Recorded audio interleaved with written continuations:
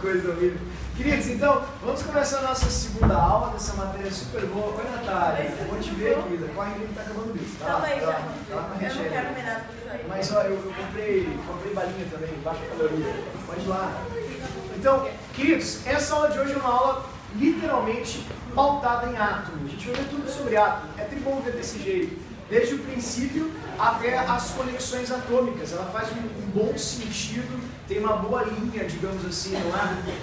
Lógica, digamos, faremos ou tratemos dessa maneira, e a URGS em particular cobra muito nisso. Isso é ótimo, a gente consegue extrair daqui, exprimindo bem este conteúdo tranquilamente, aí umas 3 questões a 4 questões da prova. Pô, quiçá 2016, a gente teve 4 questões só de ligações químicas. 4 só de ligações, foram 5 de orgânica. Então, atomística é muito rico na prova. É algo muito bem, digamos assim, ponderado. A gente vai começar aqui com os princípios bem básicos, coisas que, de fato, a URGS não cobra com bastante demasia. Eventualmente cai alguma coisa, que é a relação dos modelos atômicos. Então, a gente vai começar aqui a atomística, obviamente, pela evolução. Então, o professor vai demandar pouco tempo para a evolução, que cai muito pouco, realmente, nas provas. A gente vai fazer aquela rica linha temporal, assim, para avaliar cada atomista e o seu respectivo modelo atômico e dar uma ênfase maior no modelo atômico que este ano fecha uma data redonda, 120 anos do modelo de Thomson, talvez possa se citar. Tudo bem? Então, comecemos com a evolução do átomo, aqui iniciando em 450 a.C., portanto, século V a.C., com o Demócrito e com o Leucipo. Demócrito e Leucipo. E a sua ideia de átomo, partícula indivisível, indestrutível, compacta, tudo era formado por átomos. Basicamente é isso que a gente extrai dessa ideia de Leucipo e de Demócrito, átomo, partícula não divisível. Dessa maneira. Uma coisa que é importante lembrar sobre Leucipo e Demócrito é o fato de que, pela primeira vez, se tratou de matéria descontínua, dessa maneira, de finitude, não é? De matéria e, principalmente, de resgatar o fato de que não teve nenhuma base experimental. Isso é super importante. Ó. Não houve experimentação. Sem experiência. Sem experimento. Experiência. Certo? Isso é muito importante para as provas. Depois de muito tempo, a gente sai de um átomo sem experiência para um átomo com experimento, comprovando a teoria atômica, não é, de Demócrito e Leucipo, mas, obviamente, bastante tempo depois, em função de impedimentos culturais, pensamos desse jeito, daí o DC, ok? Com John Dalton. Foi o primeiro modelo atômico experimental, o modelo do daltônico, John Dalton, não é? Mais célebre daltônico, tanto que gerou o nome da disfunção visual, e que disse que realmente o átomo era, como o Demócrito e o Leucipo tinham dito, era semelhante a uma bola de bilhar, que era aquele átomo compacto, indestrutível, indivisível e imperecível. Aqui vocês têm o desenho para representar isso. Não tem divisibilidade, é tudo a mesma coisa. E a única grande inovação, o grande advento que o Dalton trouxe em relação ao átomo outrora visto por Demócrito e Leucipo foi o fato de que ele disse: átomos de elementos iguais são iguais. Até então ninguém tinha dito isso. Você achava que átomo era átomo. Tipo o enxofre, o ouro, o cobre, tudo era feito de átomo, do mesmo átomo. Ele disse que, inovando, átomo de ouro só é igual a átomo de ouro, de cobre e assim por diante. Uma coisa muito importante que tem para se ressaltar aqui é como ele descobriu isso. Leis ponderais.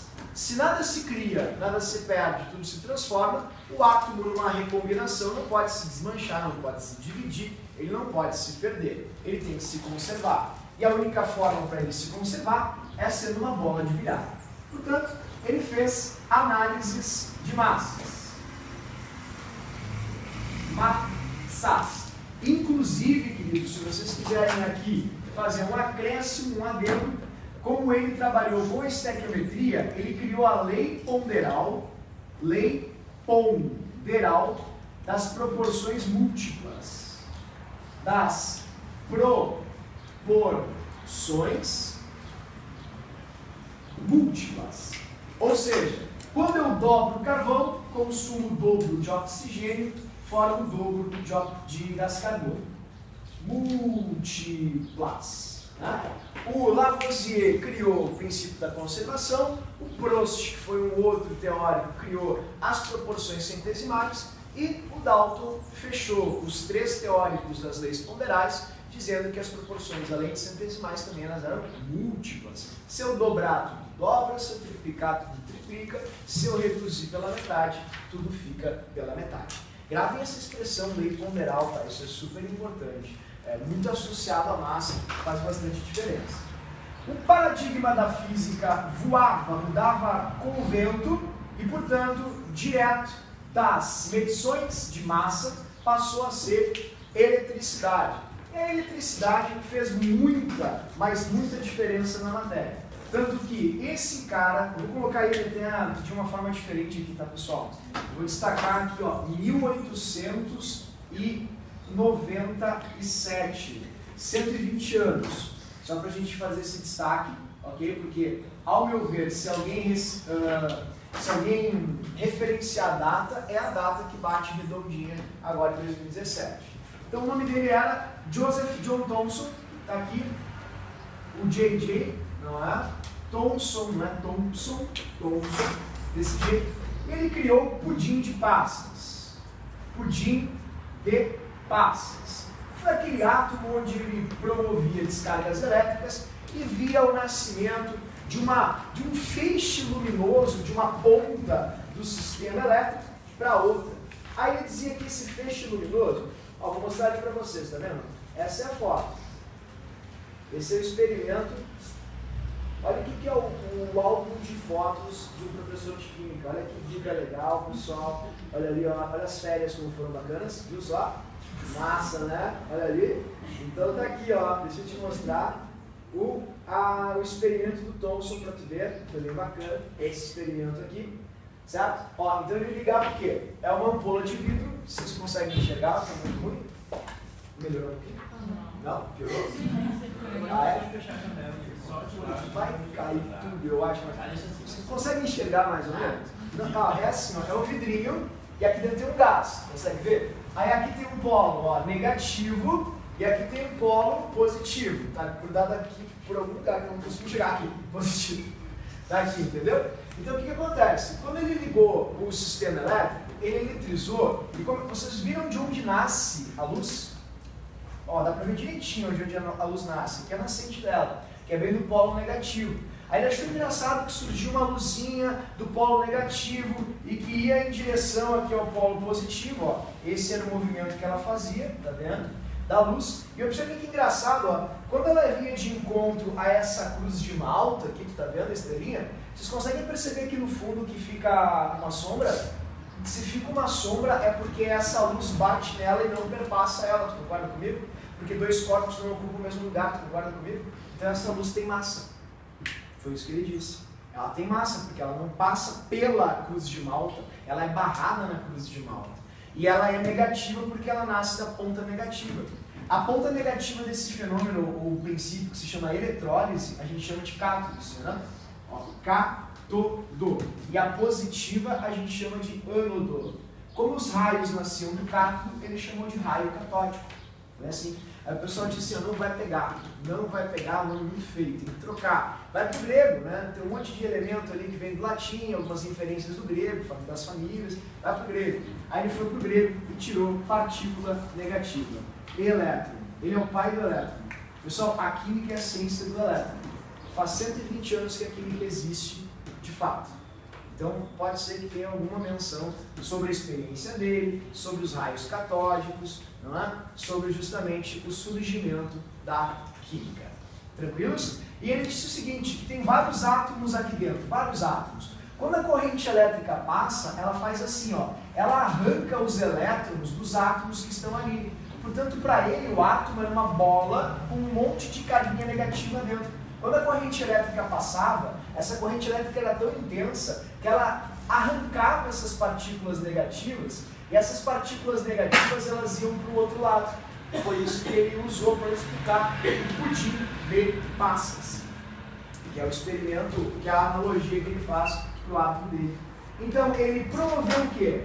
Descargas elétricas em gases rarefeitos.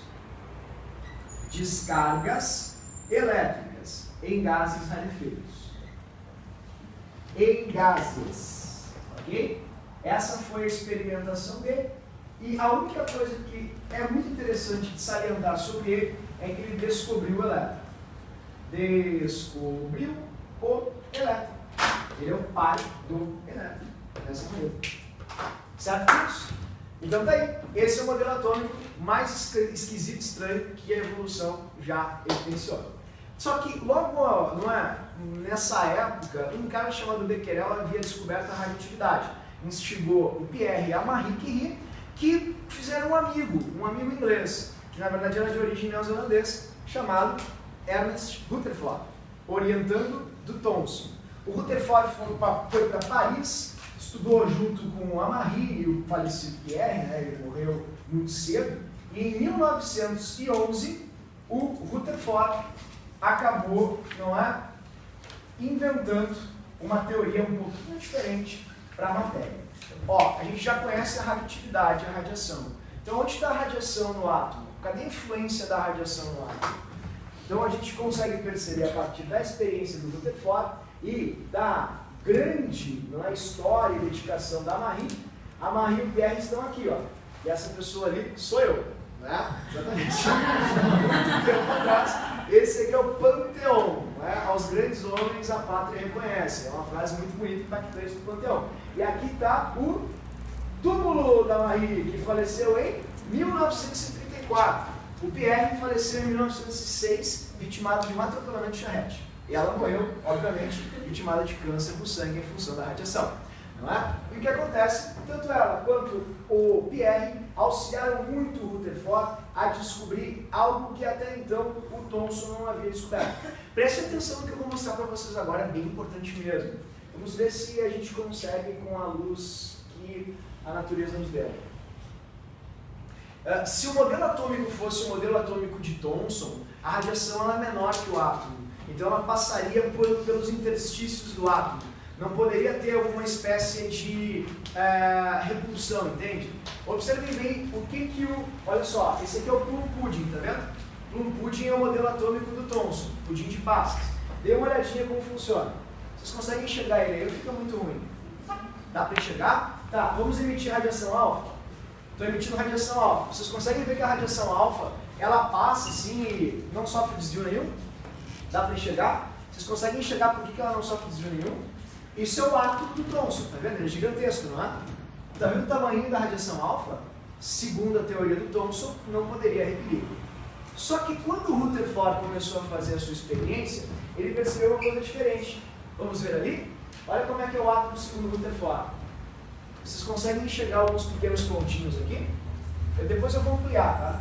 Vocês conseguem enxergar esses pontinhos aqui? Pode ser? Tá. O Rutherford disse assim, ó, não, o chefe está errado. Porque o Thomson era chefe dele. Ele disse assim, o chefe está errado. Ele emitia radiação, aqui está a lâmina de ouro, tá vendo? Essa é a lâmina de ouro. O chefe não está certo, porque, olha só, para mim o átomo é igual a um sistema planetário. Planetário. Tipo, ele tem um núcleo bem característico. Ah, mas e por que tu diz isso, Rutherford? Olha ali, ó. Olha ali os meus dados, tá vendo? Vocês estão conseguindo enxergar os roxinhos ali? Não? Ah, tu consegue segurar aqui, ó? Obrigado. Você está fazendo engenharia. Eu tudo bem. Agora eu vou mais. Pronto, já vai voltar. Agora foi. Voltou ali?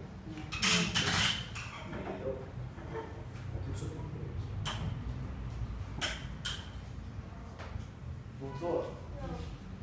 E agora? Voltou. Tá. E dá para enxergar ali os roxinhos?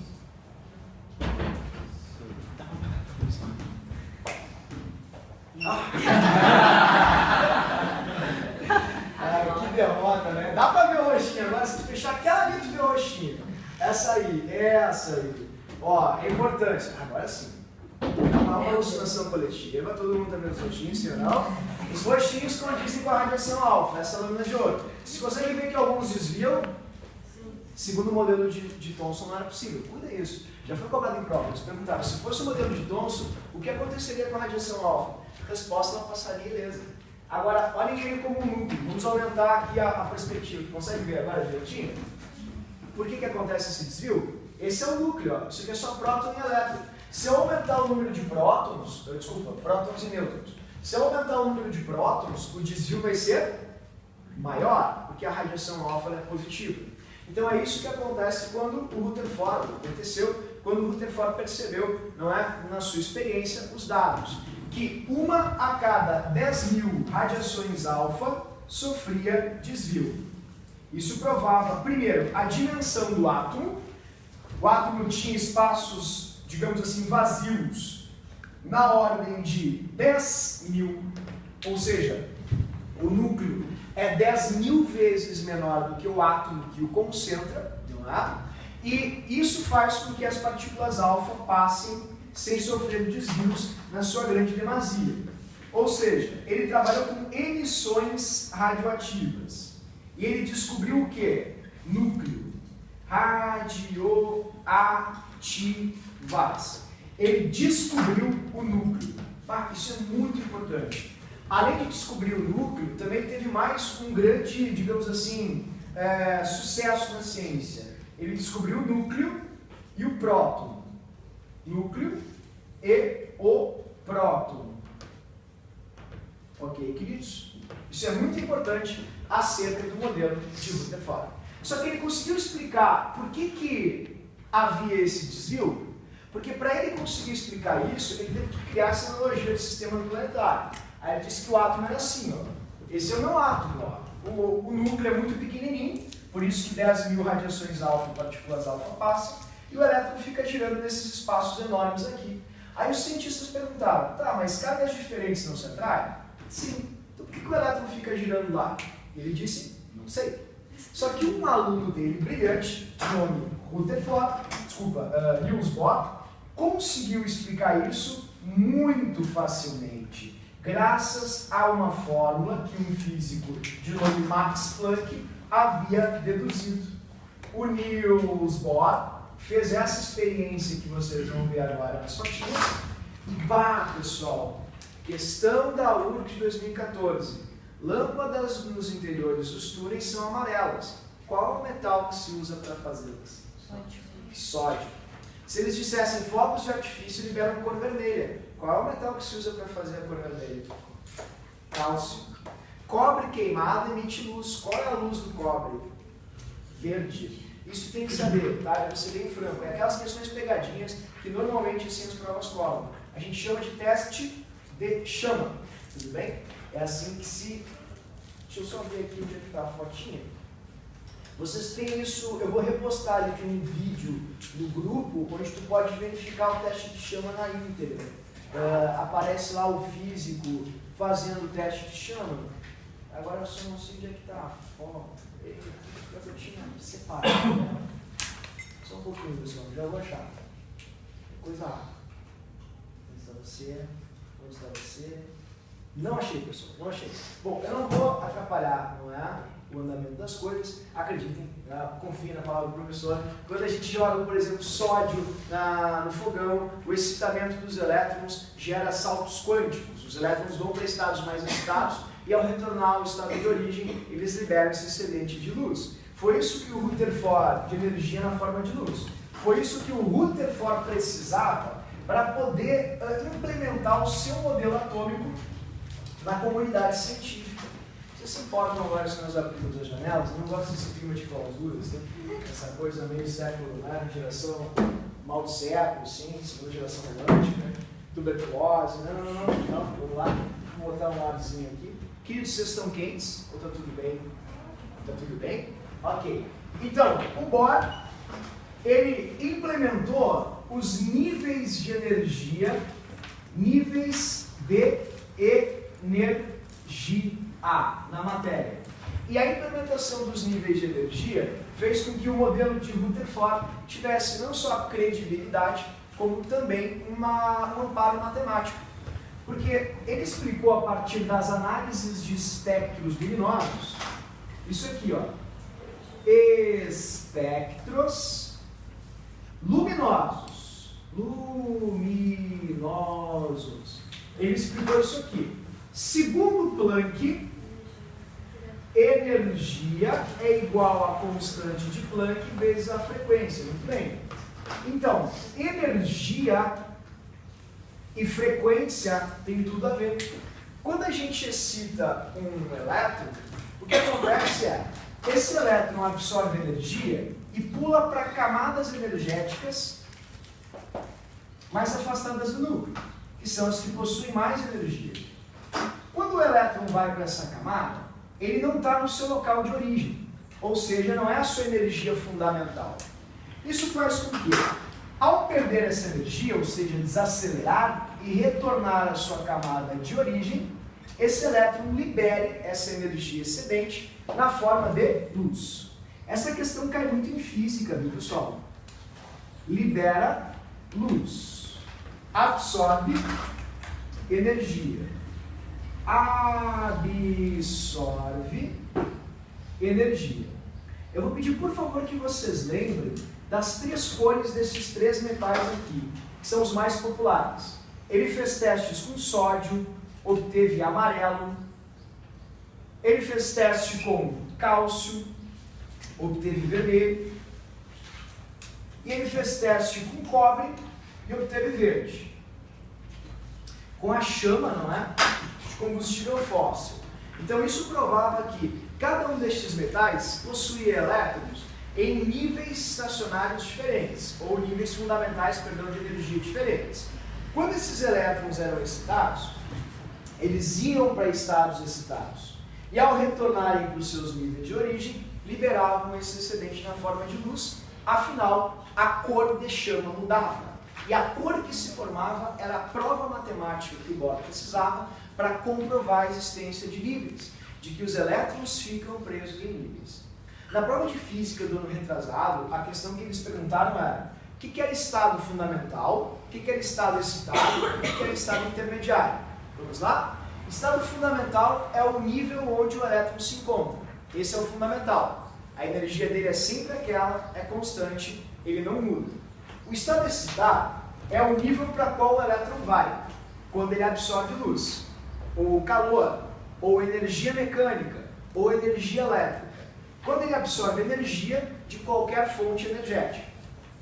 O estado intermediário são os estados que ficam entre estes dois estados. Dependendo da quantidade de energia que um elétron recebe, ele pode ficar tão energizado que pode sair até da eletrosfera do átomo, gerando um estado de plasma, por exemplo. Então, se eles perguntarem para vocês em física, o que é um estado intermediário? São os estados entre o estado fundamental e o estado excitado. Estes são os intermediários. Se o átomo pulou, sei lá, do nível 2 para o nível 5, o nível 3 e 4 seriam os estados intermediários. Esses são estados intermediários. Se ele for para um estado intermediário, a quantidade de energia que ele vai liberar ao voltar vai ser diferente da que ele estaria. Não tem. É sempre em função da quantidade de energia absorvida. Né? Isso vai influenciar na cor. Eles podem fazer uma brincadeira com vocês. Para liberar roxo tem que ter X de energia. Se o átomo liberou X dividido por 2, qual é a cor que ele pode ter liberado? Se ele não liberou aquela quantidade de energia condizente à frequência de roxo, é porque ele não foi para o estado máximo de energia possível. Ou seja, ele não absorveu o máximo possível de energia que poderia ter absorvido. Então eu falo bastante nisso em física porque foi onde caiu nos últimos anos, tá? Não foi em química. Tanto que acho que ano retrasado, ou passado, eles pediam para tu calcular, inclusive, a energia a partir dessa forma de física. Tudo bem? Então em química, se cair, a questão vai ficar bobinha. Eles vão perguntar coisas bem fáceis do tipo: se a água salgada cai na boca do fogão e a chama fica amarela. Por quê? Porque os elétrons do sódio pulam para níveis mais excitados e quando voltam ao estado fundamental, emitem energia na forma de luz. Só para resgatar, energia qualquer a gente chama de quanta, ok? Plural de quanto. E energia luminosa a gente chama de fóton. Tudo bem? Coisa bem fácil, esse é o modelo atômico de Bohr. Mas qual a implicação disso na prova? De 2000 a 2017, caiu em 2001, 5, 10 e 13. Então não cai muito. Tá? Mas como faz bastante tempo que caiu isso, pessoal, eu queria fazer com vocês duas questões só. Tá bem lá? Para a gente poder dar uma olhadinha, não é, como é que pode encontrar na prova. Eu queria muito fazer contigo a questão 7. A questão 7 ela tem assim uma relação filosófica muito interessante, porque ela usa uma palavra que ela é oriunda da teoria de um filósofo da ciência chamado Karl Popper, que é a teoria, vamos ler, 7, página 16. A experiência de Rutherford foi realizada pelo Geiger e Marsden, serviu para refutar o modelo de quem? Refutar é contrariar, contestar, falsear, contra-argumentar, dizer que não é verdade. E isso na época faltou muito para os alunos estudantes de química. Eles não sabiam o que era refutação. Muita gente marcou planetário, e não é. É um modelo de Thomson. Porque ele justamente disse que o átomo é descontínuo. Não como Thomson disse, tudo grudadinho um no outro. É uma questão muito fácil, mas acredite, queridos, na época foi uma tragédia. Uma outra questão que eu gostaria bastante de fazer com vocês é essa questão aqui, ó. A questão aqui, de 2014. Minto, viu? Eu acabei me equivocando no ano. Não foi 2013, foi 2014. Peço perdão. Tá? A questão de 2014, que foi a quarta questão dos últimos 18 vestibulares da URGS, foi uma questão interessante. Eu acho que ela serve bem de parâmetro para o eventual modelinho atômico desse ano. Diz assim: glow sticks são tubos plásticos luminosos utilizados como pulseiras em festas e que exemplificam o fenômeno da quimioluminescência. Eles contêm uma mistura que inclui, olha só que estranho, difeniloxalato e um corante. Dentro do tubo encontra-se um tubo de vidro que contém peróxido de hidrogênio. Quando o tubo exterior dobra, o interior quebra, liberando peróxido. Este reage com o difenil, formando fenol e peróxido cíclico. Nesse ponto, tu já pula e vai para outra questão, tá? Porque não faz sentido algum. Mas lembrem onde vocês estão pisando e onde tu está sentado. Está fazendo prova da URGS. Na URGS nada é como o Enem é, ou traz. Nada tem pegadinha, é tudo muito reto. Como ele falou de luz, vocês vão se apegar às coisas básicas. O qual reage com corante e forma dióxido de carbono. No decorrer do processo, aí vem a explicação da luzinha. Elétrons das moléculas são promovidos para estados eletrônicos excitados. Ok? Acabou a questão. Sempre que falar em luz, a resposta é sempre a mesma. Bohr, elétron pulando, vai para um nível excitado, volta para o seu estado fundamental. Emissão de gás carbônico. Se emitir gás carbônico liberasse luz, toda vez que tu expirasse, tu daria uma lanterna. Não é verdade, né? Oxidação do peróxido de hidrogênio. Errado. Adição de elétrons. Não, não tem nada de adição de elétron. Se fosse adição de elétron, promoveria uma oxidação. Não é isso que gera luz. Ao retornar, ou o retorno dos elétrons excitados para um nível de menor energia, não é, onde a estabilidade é maior. Sim, o estado fundamental do elétron sempre vai apresentar a sua maior estabilidade. A física mostra que a tendência da natureza é sair de um estado de maior energia para um de menor energia. Maior energia potencial para menor energia potencial. É assim que a natureza funciona. Para os elétrons também seria. Tudo bem? Então, resposta certa. Questão super fácil. A última cobrada de modelo atômico, 2014. Eu acho que pode ser cobrado, viu, pessoal? Faz muito tempo que não cai. 2014 fecha agora, né? Enfim, 15, 16, 17, 18, quarta prova. E é muito tempo sem uma menção sobre isso. Vale a pena dar uma olhadinha. Tá? Bom, o que mais assim a gente tem que cuidar? Átomo. não pode esquecer nada sobre átomo. A URGS é mega atomística, assim, eles adoram átomos, eles gostam de partículas subatômicas. A gente tem que saber tudo sobre próton, elétron, isótopo, alótopo, todas essas coisas de íons, ânions, cátions, não dá para errar nenhuma. Então eu vou convidá-los agora, no final da página de número 14, queridos, a observar aquele desenho que tu tem, ok? Tem um desenho ali, que tem as 3 partículas subatômicas que compõem átomos. E a gente vai falar um pouquinho sobre elas, obviamente, e também a gente vai trabalhar com, não é, isótopos, variações de elétrons, para ter bastante clareza quanto a isso. Então vejamos juntos as partículas subatômicas. Subatômicas. Todo e qualquer átomo sempre vai ter 3 partículas subatômicas na química básica. E a química básica é a química que estrutura literalmente todo e qualquer exercício de vestibular. Tudo bem? No vestibular a gente não trabalha com química quântica, não precisa do átomo do orbital. A gente trabalha apenas com química básica. Essa química feita de próton, elétron e nêutron. Obviamente no núcleo a gente vai encontrar as 2 partículas pesadas. Isso vocês bem sabem, não é? No núcleo a gente vai ter prótons e elétrons e nêutrons. Prótons e nêutrons. Uma coisa muito importante de se dizer aqui, queridos, é que a massa do próton e a massa do nêutron, elas são iguais. Por quê? Porque o nêutron é um próton com um elétron fundidos. Tudo bem? Um próton e um elétron fundidos geram um nêutron. E como a massa em gramas não é uma coisa útil de utilizar, de representar aqui, porque é algo muito pequeno, a gente cria uma linguagem particular, ou seja, uma massa inventada, específica para isso, chamada de bolinha. Sim, por mais simplista que pareça, é bem assim. Eu peço, por favor, que vocês não se atrapalhem. Por quê? Porque eles vão tentar fazer com que vocês se atrapalhem. Eles vão perguntar se no modelo fundamental tem meio próton, 0,1/12 de nêutron. Não existe. É bolinha, número inteiro.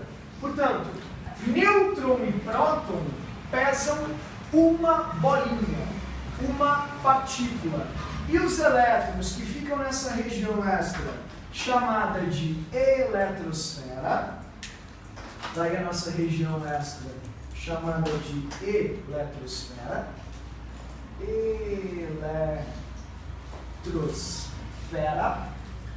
ok? Contém essa partícula muito leve, muito discreta, essa bolinha que a gente simboliza com ele para cima e cima, de carga negativa e massa desprezível.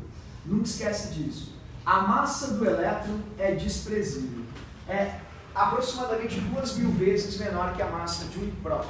Vocês podem olhar na página de número 14, lá no final, vocês têm inclusive estas massas em gramas, para vocês perceberem a disparidade que existe entre elas. Por que o nêutron e o próton pesam a mesma coisa? Essa é uma pergunta bacana. O nêutron e o próton, eles são literalmente partículas de massa equivalente, porque o nêutron é a fusão de um próton com um elétron. Então um próton mais um elétron gera um nêutron. Tudo bem? Como a massa do elétron é desprezível, a massa do nêutron é igual à do próton. Só isso. É super fácil, é uma barbada, e é por isso que essa a gente não erra de jeito nenhum. São aquelas questões iniciais da URGS, que como o Eduardo da Ramé havia dito, é uma alegria só. Tudo bem? Só que às vezes trazem algumas pegadinhas, algumas coisas pontuais, e a gente precisa cuidar para não cometer alguns equívocos. Então aqui vocês têm átomos para a gente construir, e também a gente tem a relação de elétrons, que é algo importante, bastante importante. Onde é que vai o nêutron? Onde é que vai o próton? Onde é que vai o elétron? E o que um próton indica? Tá vendo? Isso é uma coisa muito importante. Quando eu tenho ali um nêutron, um próton, deixa eu tirar um nêutron aqui para vocês. Deixa tirar um nêutron. Eu tenho um próton apenas. Vocês podem perceber, queridos, por favor, ali em cima, qual é a carga do meu átomo? Qual é a carga desse átomo? Qual é a carga do próton? Positiva. Se a gente só tem um próton numa estrutura, qual é a carga do meu átomo? Positiva. Como é que a gente chama isso? Vocês lembram? Íon. Íon. O que é um íon? Íons são partículas, são átomos que sofreram manutenção na sua carga nuclear. Ou seja, perderam ou ganharam elétrons. Isso é muito importante.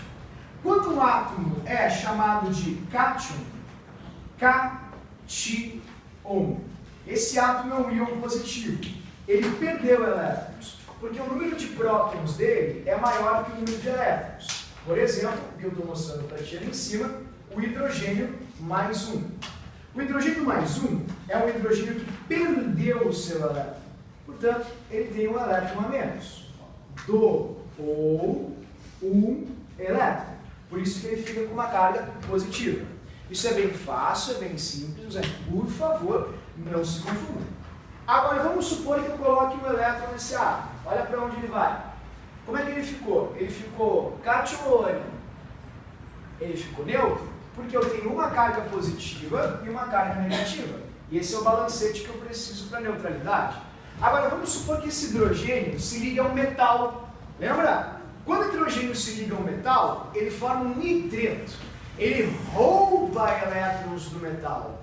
E ao roubar elétron do metal, olha quem é que entra na eletrosfera do hidrogênio, mais um elétron.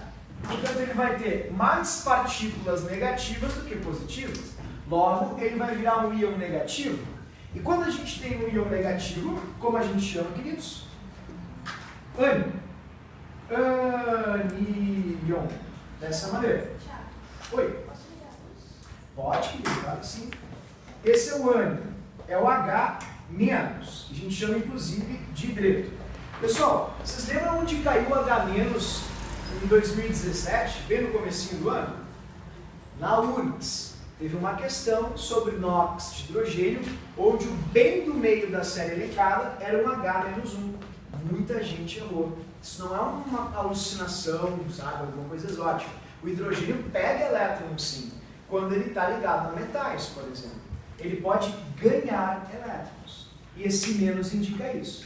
Queridos, esse menos indica que o hidrogênio ganhou um elétron. Tudo bem? Chamamos de ânion. Então, íons são espécies que sofreram manutenção na sua ou nas suas cargas nucleares. Queridos, vocês prestaram atenção nisso? Nucleares. Sofreram manutenção nas suas cargas nucleares. Faz sentido isso? Sabe que essa questão foi uma das mais difíceis da URGS. O pessoal veio perguntar, mas íon perdeu ou ganhou elétrons. O que é carga nuclear que sofre manutenção? Carga nuclear é a relação que existe entre o núcleo e os elétrons. Isso é carga nuclear. Se um átomo ganha elétron ou perde elétron, essa interação núcleo com elétron sofre variação. E a URGS fez uma questão maravilhosa, vou mostrar para vocês. Uma questão super errada, assim, pessoas que atrapalham horrores nela. Já vou achar, bem rapidinho. Ô, iPad. Pronto. Ó, eu vou achar para ti. É uma questão, assim, eu acho maravilhosa. Questão 5 de 2001. Essa questão tu não tem noção da quantidade de erros que ela gera. As pessoas saem, partem disso aqui e eu pensei que fosse uma matéria fácil. Vamos lá? Questão 5 de 2001. Ao comparar-se K+ e Br- com os respectivos átomos neutros, de que se originam, ou dos quais se originam, pode-se verificar que o número de elétrons permanece inalterado. Não, o K é mais, doou elétron, o Br- ganhou elétron. C, o número de prótons sofreu alteração. Pessoal, botem na cabeça que os prótons não são legais. nós não brincamos com prótons. Não se toca em prótons. Isso é uma coisa muito importante. Jamais. Ambos os íons são provenientes de átomos que perderam elétrons. Não, perdeu, ganhou. Está errado. O cátion, que é um K+, originou-se de um átomo neutro a partir do... Não. Cátion doa, perde elétron, não recebe.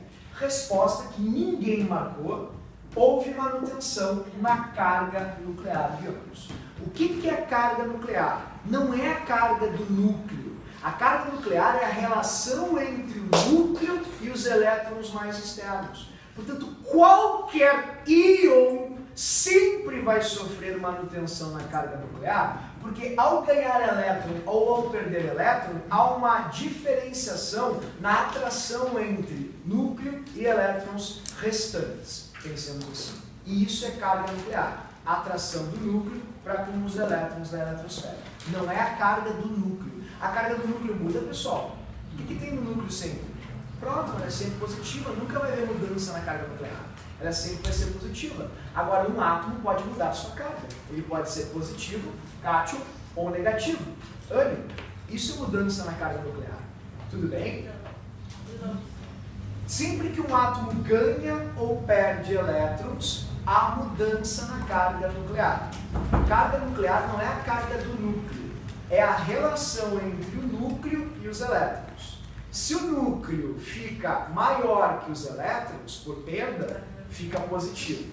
Se o núcleo fica menor que os elétrons por ganho de elétrons, fica negativo. Isso é manutenção na carga nuclear. Eles foram super bandidos a usar uma expressão que é mais comum na graduação, e aí acabou com todo mundo na prova. Tudo bem? Íons tiveram manutenção nas suas cargas nucleares. Uma pequena observação. O que aconteceria se um átomo ganhasse um próton? Vamos dar um próton para o hidrogênio? Olha ali, olha para o quadro ali, por favor. Ó, se eu der um próton para o hidrogênio, ele se transforma em quem? Tá, e se eu der mais um próton para o hélio, o que acontece? Ele não é mais hélio. Se eu der mais um próton para o lítio, ele não é mais lítio, ele é berílio. Então, quando um átomo ganha prótons, a gente está trabalhando com um processo chamado de fusão atômica. Isso é uma coisa séria, se faz num reator nuclear, pensemos assim. Tipo o Large Hadron Collider, que é o LHC, não é? Lá no CERN, na Suíça. Então isso é muito importante, coisa séria. Tem que abrir o olho, tem que cuidar bastante. Tudo bem? Sabe por quê? Porque eles podem fazer uma questãozinha para ti, igual a essa aqui. Essa questão eu tenho assim, ó, eu não sei como não caiu de novo, entende? Esse ano, foi o ano que a tabela ficou completa.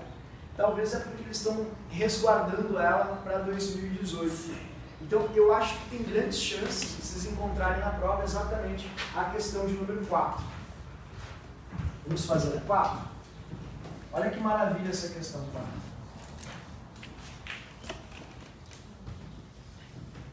A questão 4 diz assim: em recente experimento em um acelerador de partículas, cientistas norte-americanos conseguiram sintetizar um novo elemento químico.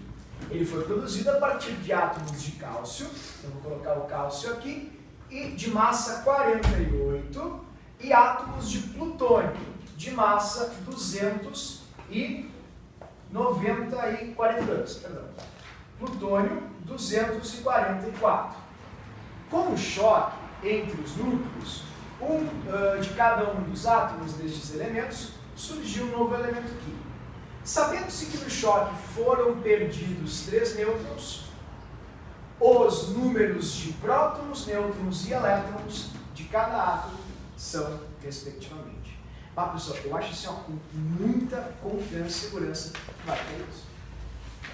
E aí vem a minha pergunta: como é que eu vou saber quem é o número atômico, ou o número de prótons, elétrons, nêutrons? Como é que eu sei ler isso num átomo? Não é? Como é que eu vejo isso? Por exemplo, qual é o número de prótons do cálcio? Como é que a gente obtém essa informação? Vamos lá? Exatamente, genial. A gente vai até a tabela periódica.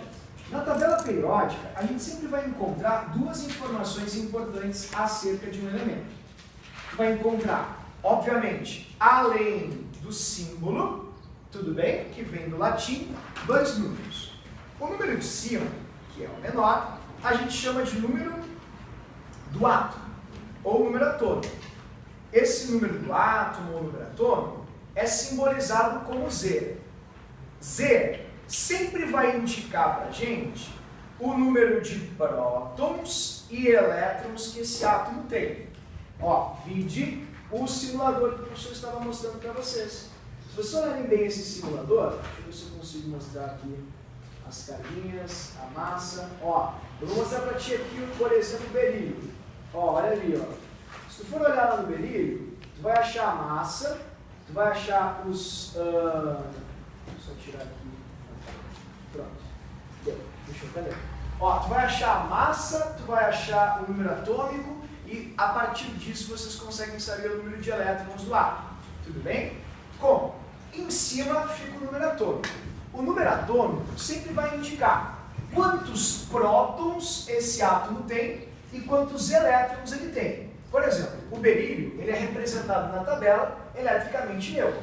O número atômico dele é 4. Por que 4? Porque ele tem 4 prótons. Consequentemente, consigo descobrir o número de elétrons que ele tem também, que é igual a 4. Afinal, na tabela todo mundo é representado na forma neutra. Ou seja, tem o mesmo número de prótons e elétrons.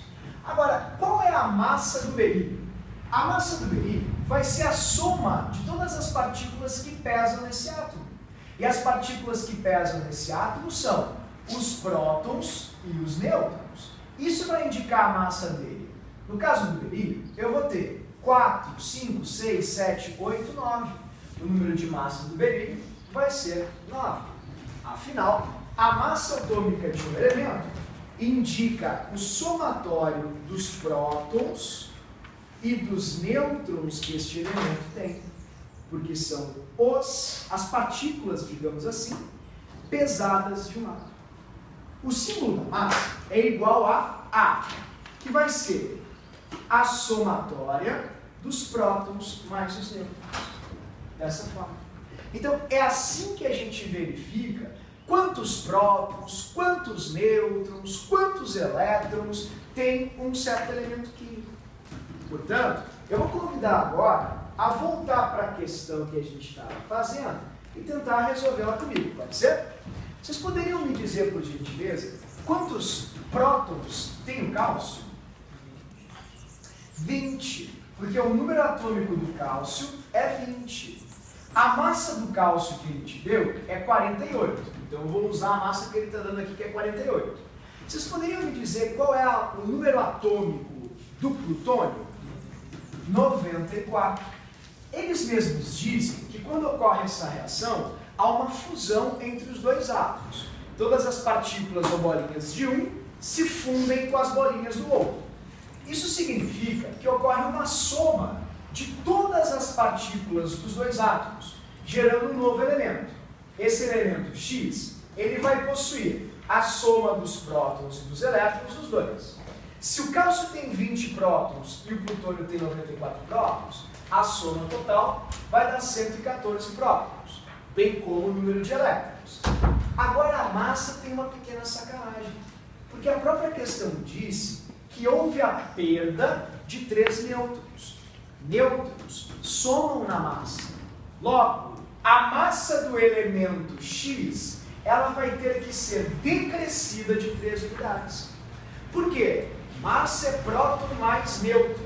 Se eu tiro 3 nêutrons, eu fico com 3 unidades a menos de massa.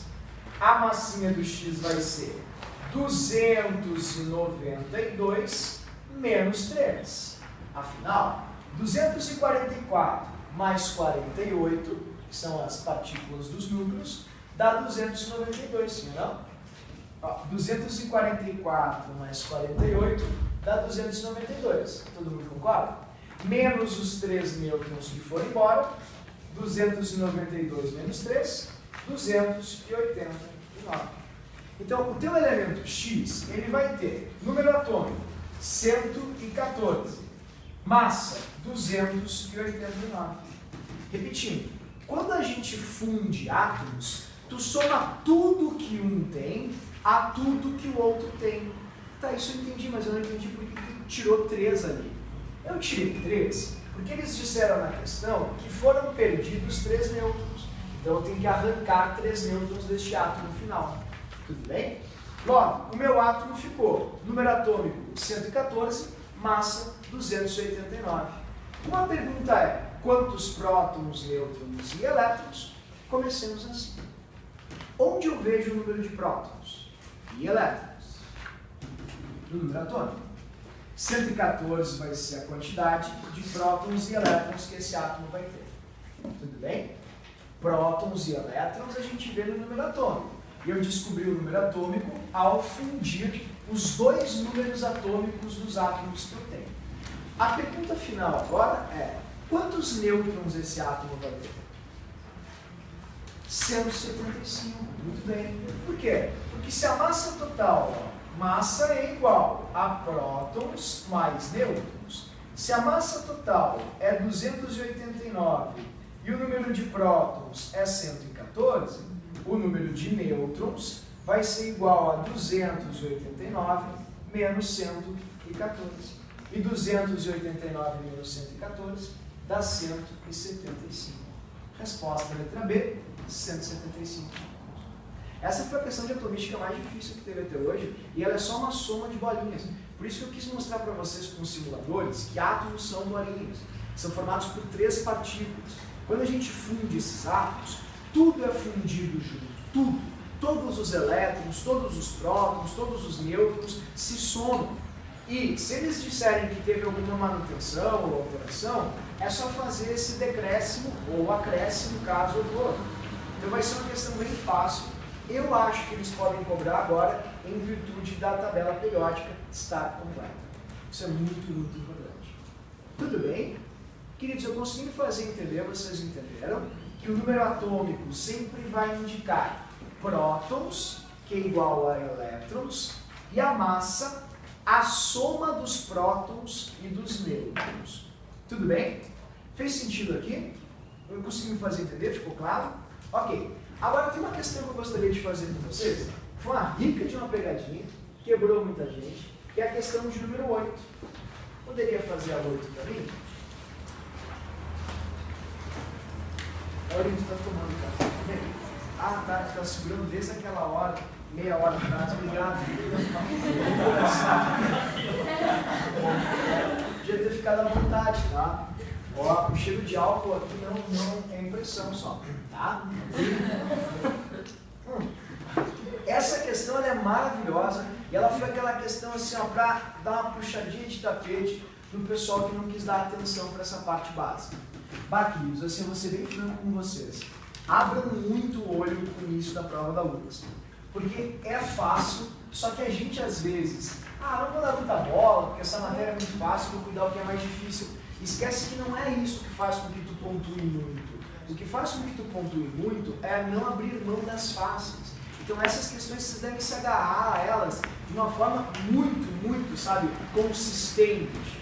Por exemplo, o átomo X do qual eu falo tem número atômico 75 e número de massa 186,2. Com base nesses dados, é correto afirmar que esse elemento possui. Letra A, 75 prótons, tá certo? Porque o número atômico dele é 75. E 75 elétrons. Também está certo, porque o número atômico dele é 75. Mas veja uma pergunta que ele faz ao lado. E 111,2 nêutrons. Olha, eu ingenuamente vou aplicar a fórmula. 106,2 igual a prótons mais nêutrons. Os prótons correspondem a 75. Então, nêutrons serão iguais a 186,2 menos 75. Resposta 111,2. Tá certo. Tá certo, pessoal? Não. Existe meio próton, meio nêutron, 1/3 de elétron, 1/12 de partícula?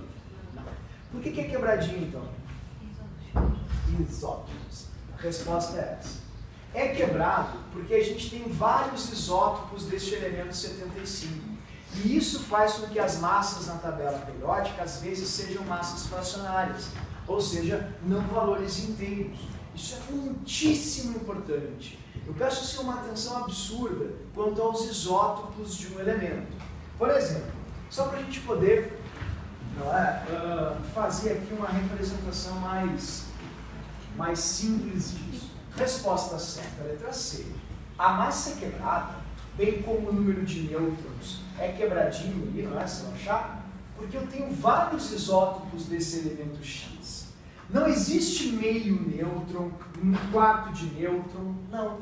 Se eu pego o hidrogênio, por exemplo, ó, esse é o hidrogênio. A massa do hidrogênio é de 1,01. Por que a massa do hidrogênio é de 1,01? Porque a gente tem o hidrogênio que pesa 1, que é o mais popular. A gente tem o hidrogênio que pesa 2, que é o pesadinho, tudo bem? E a gente tem o hidrogênio que pesa 3, que é o mais pesado ainda. Queridos, Laurinha, tu tem como ficar ali, que esse é o papel da Milena, né? Mas é que agora tu ficou no lugar dela. Obrigado, querido. Tudo bem? Tá aí, obrigado, valeu. Ó, o hidrogênio que pesa 1, queridos, ele tem um número de nêutrons igual a 0. Porque ó, 1 menos 1 dá 0. O hidrogênio que pesa 2 tem um número de nêutrons igual a 1. E o hidrogênio que pesa 3 igual a 2.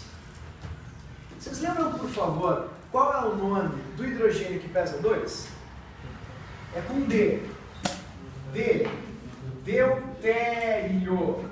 E ele faz uma água diferente, tu lembra? Que é uma água pesada, usada para limpar reatores nucleares. A gente chama de água deuterada ou água pesada. É o D2O. Grava isso. Lembrando que o Kim Jong-un andou brincando com o hidrogênio no Rio de Janeiro. Não é? E bomba de hidrogênio é uma coisa muito séria. As provas podem citar sim. E se citarem, vamos falar da água pesada, do isótopo 2 do hidrogênio. Quando a gente tem 3 assim de massa, a gente chama de trício ou trítio. Esse aqui não faz água nenhuma porque ele é muito raro, mas ele é comum no Sol. O Sol é uma grande bola de fusão de hidrogênio, para tu ter ideia da mensura ou, digamos, da repercussão que uma bomba de hidrogênio pode ter. O Sol é uma grandíssima bomba de hidrogênio. As porcentagens de cada um. O hidrogênio 1 é o mais abundante. 99,99% é de hidrogênio 1. O hidrogênio 2, 0,01%. E o hidrogênio 3, traços. Alguém diz que existe. Tudo bem? Então, queridos, isto é que é levado em consideração para fazer a média. Essa massinha que a gente está vendo aqui é uma massa média. É a média ponderada dos isótopos de um elemento.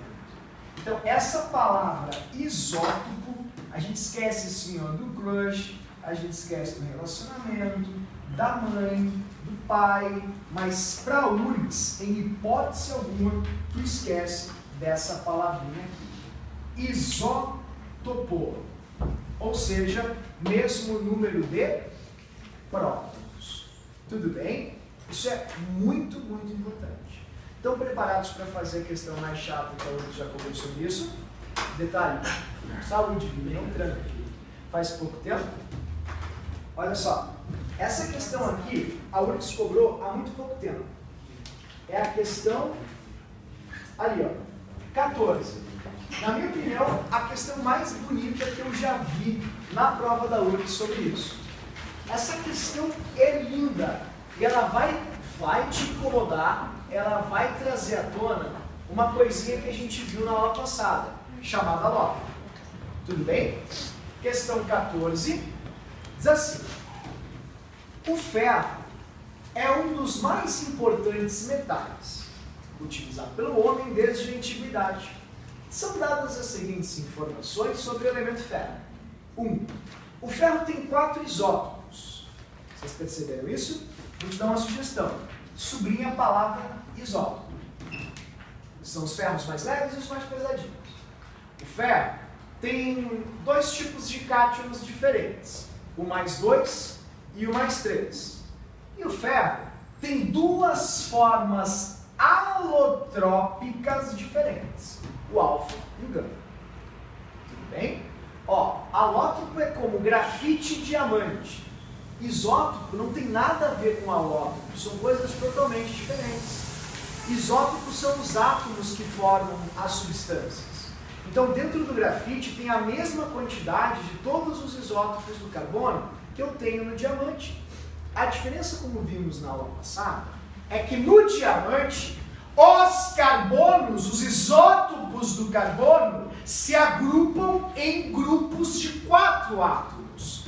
E no grafite, os isótopos do carbono se agrupam em grupos de 3. Essa é a diferença. Os isótopos são os mesmos, as porcentagens são as mesmas, a diferença é a forma como eles se agrupam. Em poucas palavras, dentro de cada alótropo, tu tem todos os isótopos do elemento. Porque não são os isótopos que fazem o grafite ou o diamante, são as formas como eles se agrupam que geram substâncias diferentes. Portanto, apenas o isótopo 56 é capaz de formar ferro mais 2. Não, todos os isótopos podem formar ferro mais 2, bem como todos os isótopos podem formar ferro mais 3, porque eles são átomos de ferro. Se o ferro doa 2 ou doa 3, qualquer ferro, seja o mais levinho ou mais gordinho, pode doar 2 ou doar 3 elétrons. Nunca há. Ferro alfa é formado por isótopos 54 e 56. Mentira! O ferro alfa é formado por todos os isótopos do ferro, igual ao gama. A diferença não são os isótopos, e sim a forma como eles se agrupam. Tu tá vendo aquela folhinha ali que vocês ganharam com substâncias que mudaram o mundo? Vocês estão vendo a substância enxofre? Aí tu tem o enxofre rômbico e embaixo o monoclínico. Pode perceber que as cores são diferentes. A forma como os enxofres se agrupam gera enxofre rômbico ou monoclínico. Aí na folhinha vocês veem enxofres em grupos de 8 enxofres. Se fossem enxofres em grupos de 6 ou em grupos de 7, não formariam a mesma substância. Ah, mas não é enxofre? Grafite é igual a diamante? O preço do 0,5 está igual ao preço dos Swarovski? Não. Tudo bem? É errado, bem. Os cátions mais 2 e mais 3 são originados de átomos de ferro com diferentes números atômicos. Queridos, se o número atômico for diferente, não é o ferro, é qualquer outro elemento. É o molibdênio, é o manganês, é o cobalto, mas não é o ferro. D. O alfa faz... Não. Alótropo não faz íon. Alótropo é a substância. Íon é o átomo. Esse vai e vem, esses pulos de macro para micro, é que vão requerer um pouco de atenção da parte de vocês, tudo bem? Muita atenção. E a resposta E, diferentes isótopos do ferro podem ser encontrados tanto no alfa quanto no gama. Sim, nas mesmas quantidades, porque, repito, os isótopos do carbono, quando se agrupam em 4 átomos, formam um diamante. Quando se agrupam em 3, formam um grafite. Mas são os mesmos isótopos do carbono. Então, em pouquíssimas palavras, dentro de cada alótropo existem os mesmos isótopos do elemento. A diferença é a forma como eles se agrupam. Tudo bem? Essa foi a questão mais difícil sobre atomística que a aluno já cobrou. Certo? Não é, por favor, não é pretensão minha e tal, não, muito pelo contrário, estou sendo bem direto e realista ao dizer isso. Tudo bem, queridos? Difícil entender aqui? Atomística, então, é uma matéria maravilhosa, a URGS adora, ama de paixão, é uma das provas que mais cobra atomística, repetindo, modelo atômico tentado em baixa há muito tempo. Porém, contar próton, elétron e nêutron, falar de isótopo, tem sido uma das coisas mais assim, reincidentes da prova da URGS. Cuidem bem disso, qualquer dúvida, me chamem no plantão, perguntem no Messenger. Os temas venham antes, né? Preciso corrigir contigo os temas. Vou passar bastante questão de atomística para os temas de vocês. Tudo bem? Bom, a gente vai passar agora para uma matéria que é bem discreta. Antigamente caía muito, só que a URGS meio que esqueceu que existe. É uma questão que, esse ano até, em função dela estar completa, é que apareceu um pouquinho mais, assim. Mas ela é bem modesta. Uma questão, no máximo, assim, extrapolando as expectativas, 2. É uma pena, porque é uma matéria bem fácil. Estou falando de tabela periódica. Tabela periódica com 2 post-its a gente tranquilamente consegue, né, dar cabo, enfim, bastante subsídio teórico. É uma matéria muito, muito fácil. A página, eu vou ficar dentro de 23, obrigado. A gente vai fazer aqui uns quadrinhos. O primeiro quadrinho com informações mais gerais de tabela e o segundo quadrinho com informações mais específicas de tabela. Repito, tabela é uma matéria muito fácil. Infelizmente não dá para estudar só tabela, porque tabela cai em uma, no máximo, 2 questões. A gente sabe que 2 questões não é uma boa média. Certo? Então a gente vai fazer muito mais isso, no mínimo 10 vezes isso, no mínimo. Tenho certeza que vocês vão conseguir aí partir de umas 26 às 25. Eu sou otimista, me deixa, porque a URGS é uma prova à parte. Vocês vão ver, é uma prova à parte, desculpa. É uma prova bem particular, bem fácil de entender. Vocês vão ter facilidade. Queridos, esse primeiro quadrinho é um quadro super sucinto de tabela. Lembrando que a URGS mostrou as garrinhas, botou as unhas de fora esse ano, porque cobrou um pouco de distribuição eletrônica.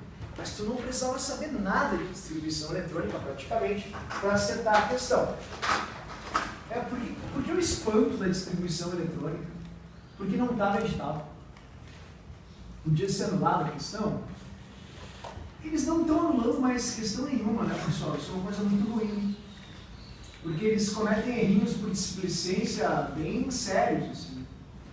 Mas, sei lá, não estão anulando questões. Então, a minha sugestão é cuidar algumas coisas bem básicas que a gente vai fazer agora nesse apontamento. Então, eu queria que vocês olhassem a tabela periódica, queridos, dessa maneira aqui, ó. Boro, silício, o arsênio, o telúrio, o astato e o tenecio. A astato e o tenecio. Assim. Certo? A gente vai fazer um pequeno recorte bem aqui no meio dessa tabela. E a gente vai dividi-la em 2 grandes partes. Que a tabela é bem dicotômica. E o que a gente tem que saber sobre ela é coisa bem básica. Para a PUC, tem que saber o que é elemento representativo. A PUC adora isso, impressionante. Não sei o que os caras têm com isso. Mas anualmente eles perguntam, o que é um elemento representativo? Então a gente vai fazer isso agora. Ó, ela vai ser dividida nessas 2 partes aqui. Essa parte laranjinha, ok? E essa parte aqui, roxinha. Certo? Isso mesmo. Uma disso roxo. Não tem mais roxo. Como é que a gente faz a parte roxa daí? Tá bom. Então a parte não vai ser roxa. Né? O professor vai conseguir se controlar, prometo. Professor, peraí, tem uma caneta roxa aqui. Vamos estar melhorando então. A última do gabarito. É isso aí, Pedro.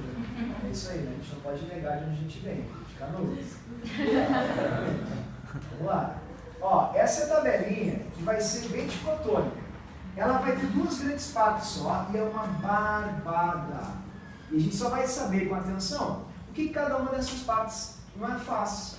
O que essa parte azul faz, o que essa parte laranja faz, o que eu posso obter. Obrigado, valeu mesmo. O que a gente vai obter de informação em cada uma delas? Vamos começar assim, então. Tudo bem? Ó, só dar uma ressaltadinha nesse cara aqui que não tem família, que é um perdido, pobre coitado da tabela, é o hidrogênio. Certo? Então, comecemos assim. Quais são as 2 grandes facetas da tabela periódica? A gente tem essa parte azul da tabela, que nós chamamos de metais. Metais. Qual é a característica dos metais? Além de serem excelentes condutores elétricos, eles doam elétrons muito bem. Doam elétrons. Eles são os grandes doadores de elétrons, formadores de cátions. E esses aqui, os laranjas, o que eles são? Eles são os não metais. Não metais. E o que os não metais fazem? O oposto. Eles são a antítese, sabe, a substância antagônica aos metais. Eles recebem elétrons ou ganham elétrons. Mas todos eles ganham? Não, tem uma pequena exceção, que é uma famíliazinha aqui, uma coluna, que é um pouco inerte. Né? Tem uma exceção, com exceção ali dos maiores, tipo o xenônio, o radônio e o organecínio agora, a gente vai ter uma inércia, chamamos de gases nobres. Eles são nobres porque não se combinam. Então, com exceção dos gases nobres, todos os outros tendem a ganhar elétrons. Tudo bem? Bem fácil, bem simples, uma barbada. Agora tem alguns elementos que obedecem muito bem às regras mais simples que a química possui. Estes elementos se situam nessa faixa aqui e nessa faixa aqui. Tá vendo? Da coluna 1 e 2, pula para a coluna 13 a 18. A gente chama de elementos representativos. Eles obedecem a todas as regrinhas simples da química, com maestria, facilmente, tipo, não tem exceção, é uma maravilha. Poderiam todos ser assim, mas tem uma grande parcela de elementos que não são, que fogem, não são representativos, apresentam muitas exceções às regras básicas da química. A tabela, ela é dividida em linhas e colunas. A gente começa a contar a partir daqui, ó. 1, 2, 3, 4, 5, 6 e 7.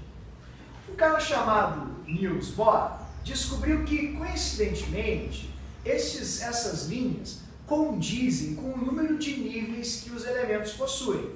Níveis eletrônicos, onde os elétrons ficam. Por exemplo, vou mostrar aqui para ti. O que um período me informa? Período ou linha. O período ou linha de um elemento, ele define quantos níveis de energia este elemento vai ter. Por exemplo, pegamos o césio, que tem grandes chances de aparecer esse ano. O césio, por estar na sexta linha, ele vai ter 1, 2, 3, 4, 5, 6 níveis de energia. Os elétrons do césio estão distribuídos em 6 níveis energéticos. Como o Bohr criou muita relação matemática, ele tentou traduzir esses números em letras também, para não atrapalhar nas equações. Isso é uma coisa bem importante. Ao invés de chamar de 1, 2, 3, 4, pode chamar de K, L, M, N, O, P e Q. É a mesma coisa. Então é bem provável que em alguma questão vocês encontrem. Os elétrons do césio podem se encontrar no nível Q ou P. Podem se encontrar elétrons do césio no nível Q. Aí a gente vai ter que contar em que linha o césio se encontra. A linha condiz com a letrinha. Linha 1 é camada K, L, M, N, O e P. Então nós não temos elétrons do césio no nível Q. No máximo, até o P. Tá, mas e quantos elétrons ele pode ter?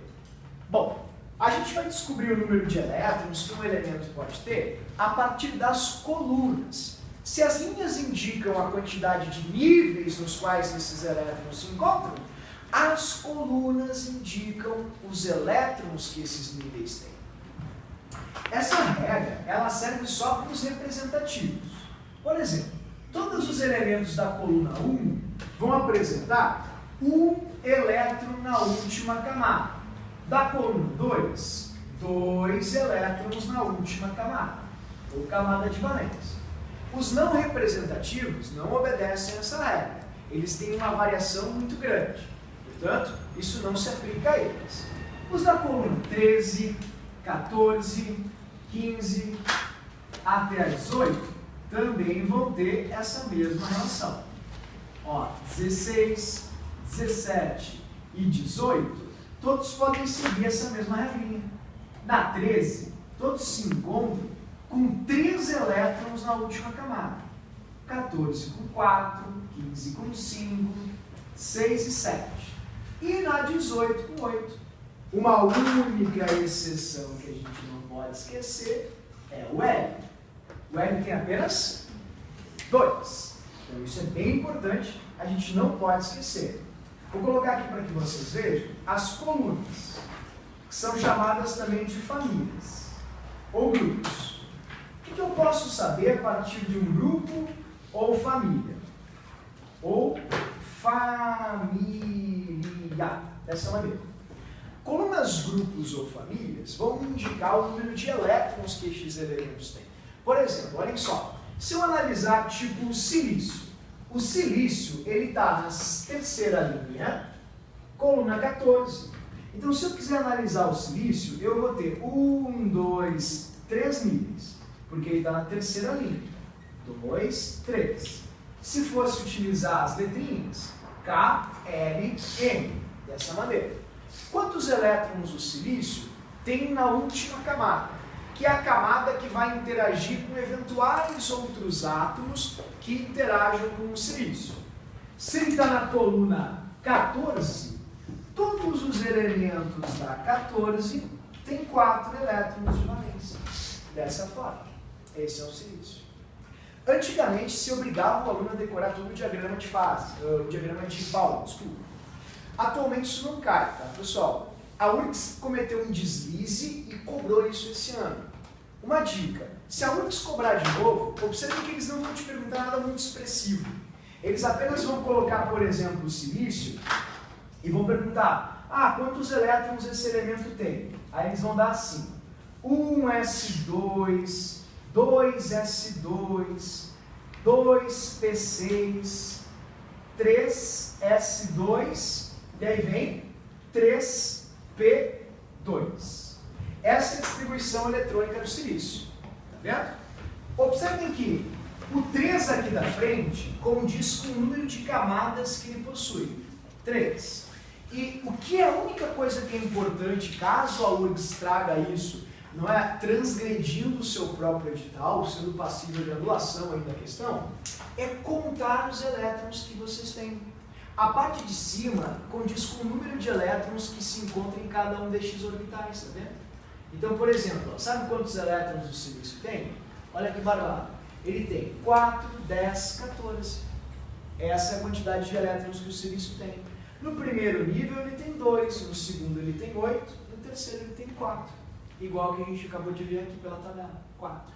Então a única coisa que eles podem cobrar acerca de distribuição é a contagem de elétrons. Então não está no edital isso. Isso caiu desde antes dos anos 2000. Nunca apareceu. Esse ano do nada eles puseram. Aí os alunos reclamaram. Só que a questão era muito básica. E a percepção era, a única coisa que eles queriam é que os alunos soubessem contar os elétrons, que são os numerozinhos ali de cima. Então, se eles te derem uma distribuição numérica, uma coisa gigantesca, lembrem que é só contar os números que estão ali em cima. Uma pequena sacanagem que se faz na química é para evitar a fadiga, tendinite, cansaço, a gente não escreve, às vezes, todos os orbitais. Vocês lembram disso? A gente gosta muito de escrever o cerne, que é um elemento que, digamos assim, faz com que eu possa pular algumas distribuições, né? Por exemplo, o número atômico do neônio é 10, não? E o do silício é 14. Ao invés de escrever tudo isso, 1s2, 2s2, 2p6, eu posso colocar neônio e continuar. Isso é super comum. Caso aconteça alguma coisa assim, é só pegar o número de elétrons deste elemento e continuar contando. Por exemplo, vamos supor que eles te deem, descubra o elemento a seguir, tá? E deem isso aqui, ok, Vini? Assim, tu tá enxergando aí? Tu vai fazer assim, tu vai contar o neônio, que tem 10, não? Aí tu vai contar, 10 mais 2, 12, mais 2, 14. É só isso. Pode ser a única pegadinha que venha cair acerca disso. E eu acho improvável, porque, repito, não está no edital. Tudo bem? Coisas bem básicas e simples sobre tabela. Uma coisa interessante de salientar é quais são os elementos naturais e quais não são. Isso é uma coisa bem importante nesse ano, onde a gente tem muita descoberta de elemento novo. Até o urânio, todos são naturais. Até o urânio, todos são naturais. O urânio, que é o elemento 92, todos são naturais. Todos naturais. Ok? Ok? Naturais. Dessa forma. É bem fácil, queridos, é uma barbada, bem simples, duvido que tabela seja um problema para vocês, não. Muito pelo contrário, é uma questão bem acessível. A gente só precisa relembrar de alguns nomes também das colunas, porque elementos de uma mesma coluna têm as mesmas aplicações químicas e reatividades também. Por isso que o nome é coluna família. Ó, cuidado! Cuidado! Ok? Elementos de uma mesma família têm as mesmas aplicações ou reações químicas, né? Elementos de famílias semelhantes são semelhantes. Elementos de famílias semelhantes ou de uma mesma família são semelhantes. De uma mesma família são semelhantes. São semelhantes. Por exemplo, se eles te disserem assim, em Fukushima teve liberação de estrôncio radioativo. Qual é o grande problema do estrôncio? Substituir o cálcio dos ossos. Porque tanto o estrôncio quanto o cálcio estão na mesma família da tabela. Então, se o cálcio faz osso, o estrôncio também pode fazer osso. Aí tu vai fazer um osso radioativo, que não é uma coisa muito comum. Então é legal que a gente saiba algumas coisas bem básicas sobre os grupos e os seus nomes, pelo menos os importantes. O G1, grupo 1, todo mundo lembra? Alcalinos, ok? Vocês lembram o que acontece com os alcalinos quando a gente joga em água? Não esqueçam disso, enxerguem o vídeo, pelo amor de Deus. A URGS adora esse videozinho. Por favor, não esqueçam que qualquer alcalino que eu jogue em água sempre vai explodir. Tá?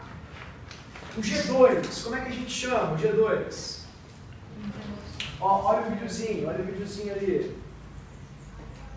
Não esquece desse vídeo, por favor. Alcalinos terrosos. Bem fácil, né? Dos grupos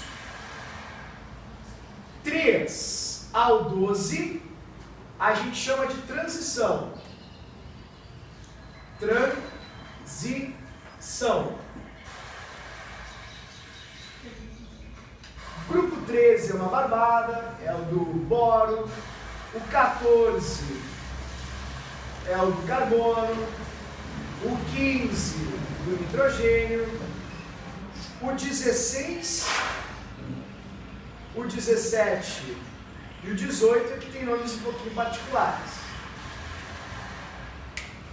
Ó, uma coisa que é legal de enxergar aqui também, ó, vou mostrar para vocês. Olhem isso que vocês vão ver agora, tá? É legal saber. Os elementos da coluna 1, eles são muito macios. Olhem para isso. Para quem tem alguma espécie de toque, isso é maravilhoso. Isso é o metal, tá vendo? Tu consegue cortar ele com uma faquinha, com um alicate, ó. Ele parece uma manteiga, tá vendo? Tu corta ele com facilidade, isso já cai em prova. Grupo 1, grupo do boro. Não tem mistério, muito fácil. 14, do carbono, muito simples. 15, nitrogênio. Agora, estes aqui é que mudam um pouco. 16, calcogênios. 17, halogênios. E 18, gases nobres. Gases nobres. Tudo bem? Então, estes são os grupos da tabela periódica. Uma atenção para os transição interna. Transição interna são aquelas duas coluninhas de baixo, ou linhas de baixo, né? Transição interna, também chamados de terras raras. Os actinídeos e os lantanídeos. Aquele que começa com AC e o que começa com LA. Tá? Vocês enxergam aqui, ó, na tabela periódica. Essas duas linhas de baixo, elas são frações dos metais de transição. Então, quando tu as vê, eles começam com LA e AC e LA. Ó, tá aqui a tabelinha.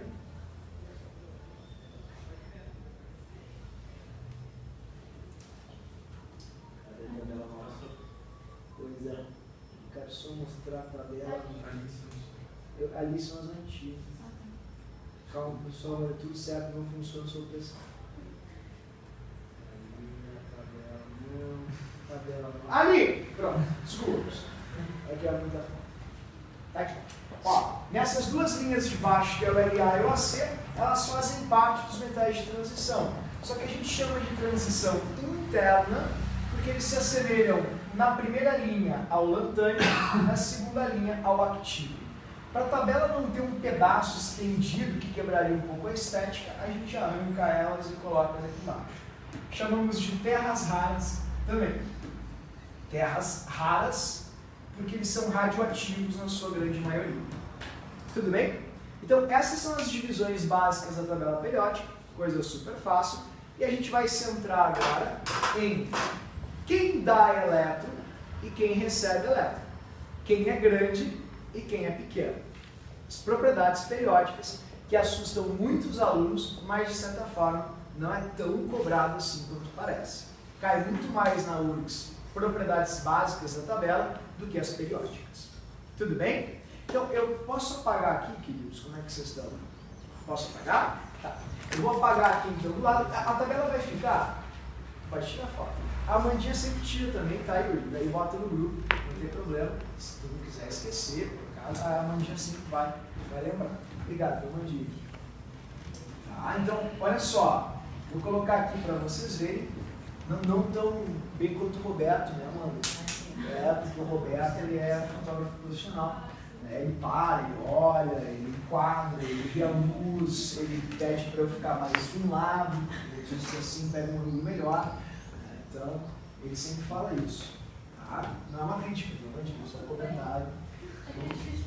É difícil competir com um profissional, verdade. Eu concordo contigo. Queridos, ó, eu vou deixar a tabela como ela está aqui porque a gente vai usar ela desse jeito. A gente apenas vai achar agora qual é a ordem crescente da vontade de doar elétron, da vontade de receber, dos tamanhos e por aí vai. Isso é muito, muito fácil, ok? E a prova da URGS não anda cobrando tanto quanto cobrou um dia. Então, sinceramente, não se atucanhem tanto assim, tá?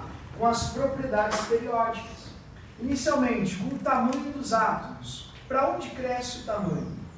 Como a gente viu, se a linha indica as camadas, quanto mais para baixo, maior é o nível de camadas que o átomo tem. Como o número de prótons de um átomo ele diminui para a esquerda, os núcleos destes átomos puxam menos os seus elétrons. Logo, mais para a esquerda, os átomos ficam maiores, porque os núcleos vão ficando mais fraquinhos. Pois, observem bem, ó, o potássio tem 19 prótons. Nessa mesma linha, o criptônio tem 36. Vejam a disparidade. Ambos têm 4 camadas, um com 36 prótons no núcleo, um com 19, um pouco mais da metade. Então, observem que o potássio seria muito fraco, e se o núcleo não puxa tanto assim os elétrons, o átomo fica grande. Se o núcleo vai puxando mais os elétrons, o átomo fica pequenininho. Por isso, para baixo e para a esquerda, cresce o raio do átomo, ou seja, o raio atômico. Consequentemente, com maiores raios, maiores também serão as tendências que estes átomos possuem em doar os seus elétrons. Logo, também são os átomos mais eletropositivos, os que têm a maior tendência em doar seus elétrons. Haja vista que são átomos muito grandes. Ah, mas não dá para entender nada, é muito difícil. Mantenha a tabela aí em vista, por favor. Olhem a representação que eu vou fazer para vocês. É coisa bem fácil. Observem esses dois átomos que eu vou mostrar aqui para ti. É coisa bem simples. Ó, eu vou mostrar aqui para vocês dois átomos bem tranquilos. a gente vai ligar dois átomos, tá? Eu vou ligar um flúor, que é um átomo bem pequeno, com um, deixa eu ver quem é que tem ali que é bem grande, ali, potássio. Esse é o tamanho do flúor, esse é o tamanho do potássio. Eu vou colocar os dois juntos, tá? Ó. Quem é maior, pessoal? Flúor ou potássio? Potássio é bem maior. Um átomo grosseiro, grandão. Ó, aqui ficam os elétrons de fronteira, né? Aqui ficam os núcleos, tá vendo? Quem é que vocês acham que tem maior tendência em atrair esse elétron fronteiriço? É o potássio ou é o flúor? Então, quem é pequeno quer pegar, quem é grande quer dar o elétron. Funciona assim. Essa é a dicotomia da tabela periódica. Os átomos que são grandes têm tendência em doar os seus elétrons, os pequenos em pegar os elétrons. Portanto, se o raio atômico cresce para cá, do outro lado crescem as propriedades díspares, ou contrárias a essa. Como assim? Ó, para cá vai crescer a tendência em ganhar os elétrons, também chamada de eletronegatividade, e também vai crescer a tendência, a dificuldade para se perder um elétron, chamada de potencial de ionização. Eletronegatividade, que vocês podem encontrar, tá, pessoal? Queridos, olhem só. Vocês vão encontrar isso como afinidade eletrônica. Em princípio é a mesma coisa, média é a mesma coisa. Eletrônica, então vocês podem vê-las do mesmo jeito. Eletronegatividade ou afinidade eletrônica. E uma outra propriedadezinha que mede a dificuldade para se arrancar um elétron, que a gente chama de potencial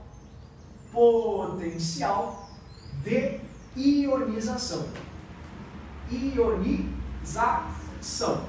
Isso é super importante. Eles sempre colocam potenciais na forma de equações químicas. Então, olha só, Natália, ele vai colocar Na0 mais energia. Essa energia é a energia potencial que a gente vai perceber o potencial de ionização. Vai dar, queridos, Na mais o elétron arrancado, tá vendo? Essa é uma equação que representa um potencial de ionização. A primeira energia de ionização é sempre menor do que a segunda. Tá? Isso é uma grande pegadinha. Essa pode ser a questão difícil da prova desse ano. E a terceira vai ser maior ainda. E a quarta, absurdamente grande. Professor Elihu, alguém poderia me ajudar a entender por que quanto mais elétron eu arranco, mais difícil vai ficando de arrancar? Porque, ó, ali tu tá vendo o berílio? Tá vendo o berílio? Vamos arrancar um elétron do berílio? Travou. Bom, quanto que ele vai dando uma atualizada. Se eu arrancar um elétron do berílio, eu vou ficando mais perto do núcleo. Aí eu arranco mais um, mais perto do núcleo. Pô, para arrancar esse aqui é uma tristeza, porque ele está colado no núcleo. Então eu vou pegar e... é difícil. Porque a distância entre ele e o núcleo é muito pequena. E distância e força tem muita afinidade, né? Quanto menor for a distância, maior é a força de atração. FK, Q1, Q2 sobre D ao quadrado. Então, quanto mais tu vai arrancando elétrons, mais difícil vai ficando. A primeira energia de ionização é sempre a menor. A segunda já vai ficando difícil. A terceira, Jesus, horrível. Assim vai. Porque vai ficando cada vez mais próximo do núcleo. E arrancar os elétrons próximos do núcleo sempre é muito mais complicado. Tudo bem? Duas coisinhas para a gente não ter maiores problemas quanto a isso. Queridos, gases nobres formam combinações químicas? Se ligam a alguém? Não. Então, gases nobres não podem ter eletronegatividade e nem positividade. Gases nobres são inertes. Então, eles não podem ter tendência em dar ou receber elétrons. Inertes. E outra coisa. Olhem só. Olhem, por favor, para esse desenho que eu vou fazer aqui. Isso é muito importante. pode ser a grande pegadinha, junto com as energias de ionização desse ano. Esse aqui é o hidrogênio. Olha o hidrogênio. Esse ali é o próton dele, o protão, o potássio. E aqui está o hidrogênio neutro. Tá? Assim, neutro, neutro. Elétron e próton. Dessa maneira. Ok? Tudo bem? Fala comigo agora aqui. Vamos supor que eu acrescente um elétron a esse hidrogênio. Como vai ficar o tamanho dele? Vamos supor que esse hidrogênio tenha ganhado um elétron. Como vai ficar o tamanho dele, queridos? Ó. Se ele ganhar um elétron, a representação do quadro às vezes não é muito fiel. A gente acha que é só botar mais um elétron, o nível não muda. Está errado. Se tu vai acrescentando elétrons, a tendência dos átomos é sempre a expansão. Porque elétron é negativo. E se elétron é negativo, eles vão se repelir entre si. E se eles vão se repelir entre si, eles sempre vão precisar de mais espaço para se acomodar. Agora vamos arrancar um elétron de hidrogênio. Vamos arrancar o elétron de hidrogênio? Arranquei o elétron de hidrogênio. Ele ficou maior ou menor? Ó, arranquei. Como é que ele ficou? Pequeno, grande, pequeno, gigante? Isso é muito importante. Cátions sempre diminuem. Quanto mais elétron tu arranca de um átomo, menor ele vai ficando. Pensa que a tendência é acabar no núcleo só. Então o átomo está assim, o elétron está fora. Arrancou o elétron, ele vai encolhendo. O átomo está assim, tu foi colocando elétrons vão se repelindo, eles vão precisando de mais espaço para se localizarem dentro de um orbital. Então eles vão expandindo os orbitais, até que chega num ponto onde não tem mais espaço para eles pulam para novas camadas. Então não esqueçam disso, isso é muito importante. O tamanho do átomo neutro é sempre maior que o tamanho do cátion. O tamanho do ânion é sempre maior do que o tamanho do átomo neutro. Ânions são grandes, cátions são pequenos. Por favor, não esqueçam disso. Se eu colocar um monte de elétrons nesse berílio, ele vai começar a crescer. Se eu começar a arrancar os elétrons desse berílio, ele vai se restringir ou limitar somente a um núcleo. Tudo bem? Eis tabela periódica. Qual pode ser a coisa mais assim, baixa, vil, sem escrúpulos, que a URGS possa vir a cobrar em tabela?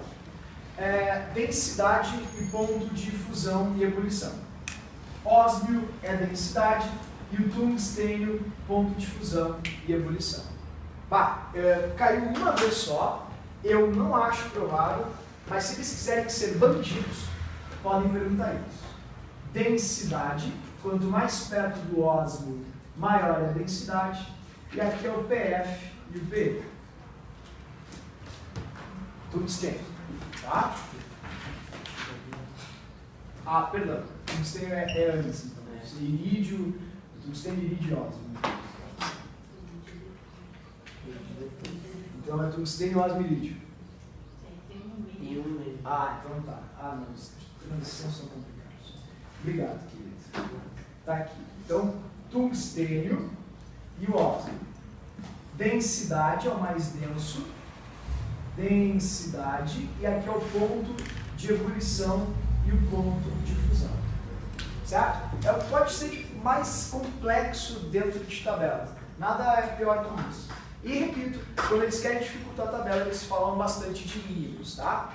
Lembrem sempre que os cátions diminuem e que os ânions aumentam. Nada é mais complexo do que isso. Eu me fiz entender, vocês entenderam isso? Se não, fez sentido.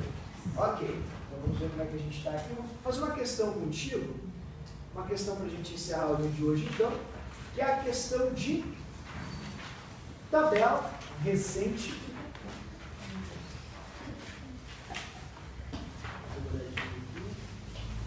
Sempre trago as que a gente mais precisa.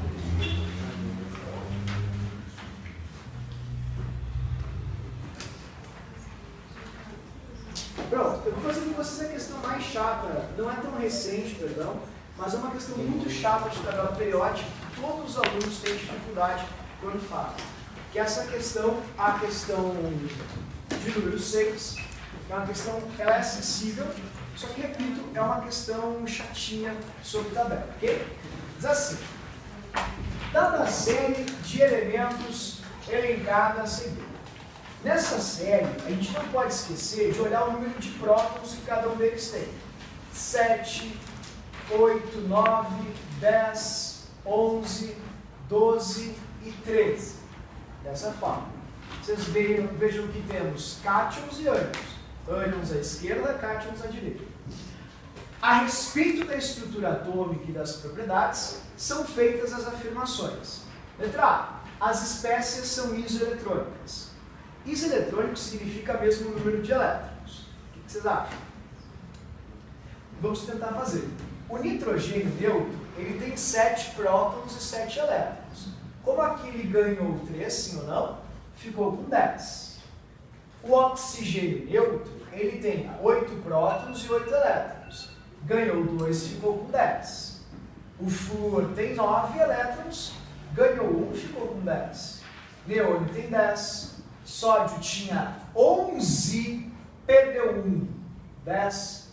12, perdeu 2, 10. 13, perdeu 3 quilos, 10.